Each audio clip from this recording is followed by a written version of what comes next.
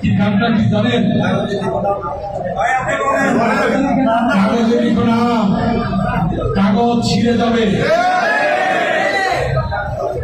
তারপরে পাথর লিখে নাম, পাথর হয়ে যাবে। হৃদয়ে লিখো নাম, সে নাম হয়ে যাবে।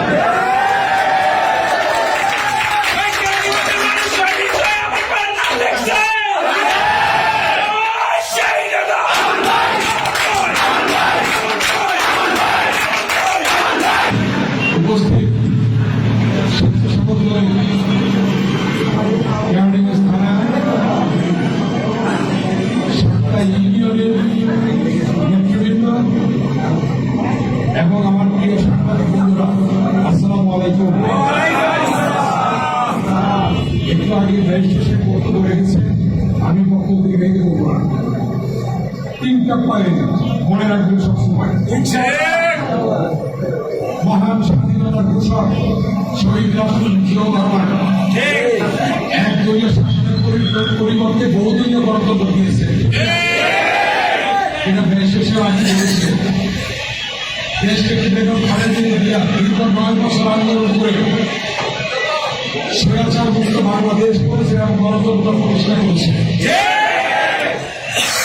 ভারপ্রাপ্ত চেয়ারম্যান দেশ তারেক রহমান দীর্ঘ 16 বছর আন্দোলন করে আজকে গণতন্ত্র পুনরুদ্ধার করেছেন এবং হাজার হাজার শহীদের রক্তের বিনিময়ে, ছাত্র জনতার রক্তের বিনিময়ে আমরা পেয়েছি আজকে নতুন করে স্বাধীনতা। আমরা সেই সকল শহীদদের আপনার নামটা ক্ষমা করি। ছাত্র জনতার শহীদদের রক্তের দাগ এখনো মুছে নাই। আমরা দেখেছি অন্তর্বর্তীকালীন সরকার হয়েছে, আমরা অন্তর্বর্তীকালীন সরকারকে সহযোগিতা করছি। আমাদের দেশে তারেক রহমান বলেছেন অন্তর্বর্তীকালীন সরকারকে ব্যর্থ হতে দেওয়া যাবে না, আমাদের সহযোগিতা করতে হবে এবং অন্তর্বর্তীকালীন সরকারের নেতৃত্বে নির্বাচন হবে বাংলাদেশে। যত দ্রুত সম্ভব নির্বাচন দেবে, সেই নির্বাচনে আমরা ইনশাআল্লাহ অংশগ্রহণ করব এবং সেই নির্বাচনে আল্লাহ যদি দেয়, আল্লাহর রহমতে বিএনপি ইনশাআল্লাহ ক্ষমতায় আসবে। আপনারা জানেন দেশ থেকে বেগম খালেদা জিয়া দীর্ঘদিন অসুস্থ ছিলেন, এখনো অসুস্থ। আমরা দোয়া করি আল্লাহ তাআলা তাকে দ্রুত আরোগ্য করে সুস্থ করে আমাদের মাঝে ফিরিয়ে আনেন। দেশ থেকে বেগম খালেদা জিয়া তার যে এই বাংলাদেশের গণতন্ত্র পুনরুদ্ধারের জন্য তার যে অবদান, এই অবদান কেউ মুছে ফেলতে পারবে না। জিয়াউর রহমানের নাম কেউ মুছে ফেলতে পারবে না।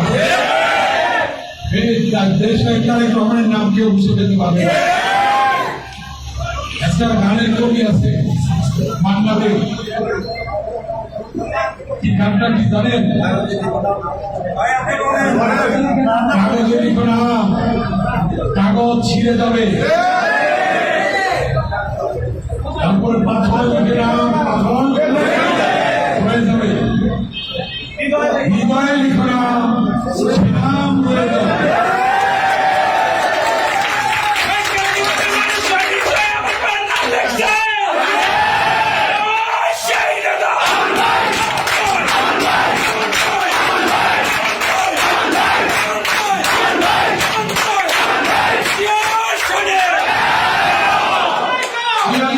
খালেদা জিয়ার নাম তারেক রহমানের নাম কেউ মুছে ফেলতে পারবে না। এই গণতন্ত্রের জন্য, এই গণতন্ত্রের গুম হয়েছে ইলিয়াস আলী, গুম হয়েছে চৌধুরী, গুম হয়েছে সুমন, প্রায় 600 গুম হয়েছে। হাজার হাজার ছাত্র জনতা রক্ত দিয়েছে, শহীদ হয়েছে এবং দীর্ঘ 16 বছর আন্দোলনের ফসল 24 আগস্ট সমাপ্তি ঘটেছে।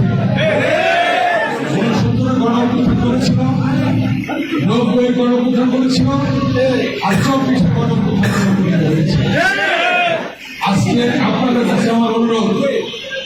আপনারা সকলে ঐক্যবদ্ধভাবে কাজ করে যাবেন।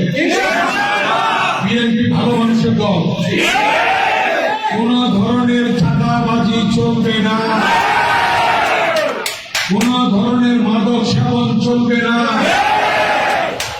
কোন ধরনের জোর জুলুম চলবে না, কারো জায়গা জমি কেউ জোর করে দখল করতে পারবে না।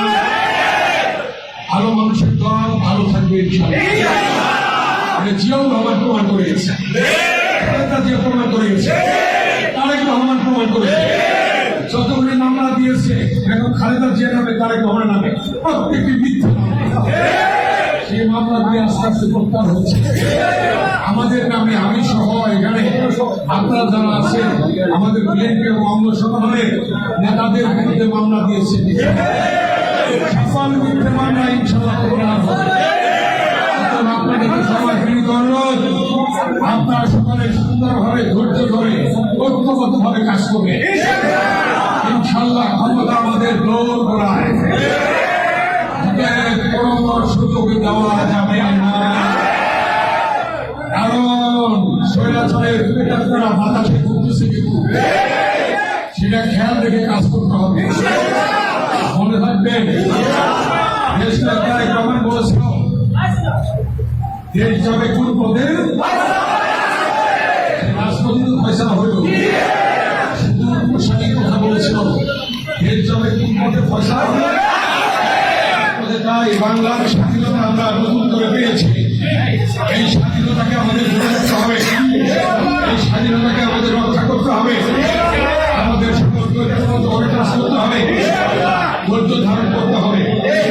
আমাদের ভাই শাসক বলেছে আগামী কয়েকদিন পরে দুর্গা পূজা, প্রত্যেকটা পূজা মণ্ডপে বিএনপি এবং অঙ্গ সংগঠনের নেতৃত্বে 3টা করে কমিটি হবে, 3টা করে কমিটি 8 ঘন্টা করে 24 ঘন্টা পাহারা দিবে।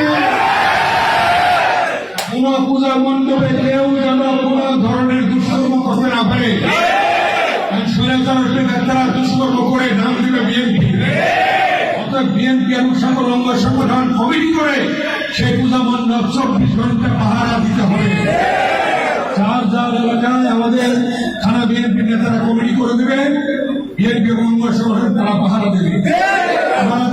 আমাদের হিন্দু ভাইদের পূজাকে সুন্দরভাবে পালন করার সব ধরনের সহযোগিতা করবে।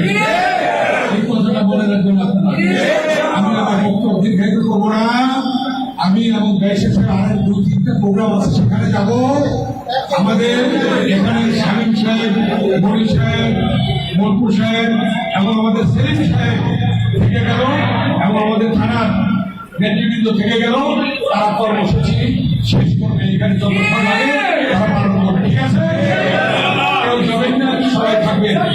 আর একটা জিনিস, রাস্তায় কোন ধরনের জটলা করা যাবে না, রাস্তা ক্লিয়ার রাখতে হবে। আমরা স্বেচ্ছাসেবক ভাইয়েরা মনে রাখবেন, স্বেচ্ছায় শ্রম দিতে হবে, শ্রম দিতে হবে। কোন রাস্তা ব্লক না হয়, মানুষের যেন কোন অসুবিধা না হয়, কোন চক্র না হলে গাড়িগুলো একসাথে হতে পারে। আমি কিন্তু ভিডিওতে দেখতে থাকবো রাস্তা বন্ধ হয়েছে কিনা, রাস্তার মধ্যে কোনো নেতা কোন গাড়ি আছে কিনা, আমরা কিন্তু এটা দেখবো। আমরা বলবো পুরো রাস্তা ক্লিয়ার রাখতে হবে। আমাদের স্বামী মন্ত্রী সাহেব এই ব্যাপারে দেখবে, আমাদের মন্ত্রী সাহেব এই ব্যাপারে দেখবে, অতএব সুন্দরভাবে ধৈর্য ধরে কাজ করবে। আমরা সাংবাদিক বন্ধুদের কাছে বিনীত অনুরোধ করে আমরা সাগররুনির জন্য আন্দোলন করছি। সাগররুনি হত্যাকাণ্ডের বিচার কোনো বাংলাদেশে হয় নাই, তবে দ্রুত ইনশাল্লাহ হবে তাদের বিচার। যারা শহীদের রক্ত ছড়াইছে, যারা শহীদের রক্ত ছড়িয়েছে, তাদের বিচারে বাংলাদেশের মানিতে হবে। ৭৭ জন সেনা কর্মকর্তাকে যারা হত্যা করেছে, তাদের বিচারে এই বাংলাদেশে গণহত্যার বিচার হবে ইনশাআল্লাহ। সেই অপেক্ষায় থাকলাম। আমি সেলিম সহ স্বেচ্ছাসেবক দলের সকল নেতৃবৃন্দকে, ত্যাগী নেতা সেলিম সহ সকল নেতৃবৃন্দকে অভিনন্দন জানিয়ে, ধন্যবাদ জানিয়ে আমার বক্তব্য এখানে শেষ করছি। আল্লাহ হাফেজ। বাংলাদেশ জিন্দাবাদ, দেশপ্রেমী বেগম খালেদা জিয়া জিন্দাবাদ, শহীদ জিয়া মরহুম, দেশপ্রেমী তারেক রহমান জিন্দাবাদ।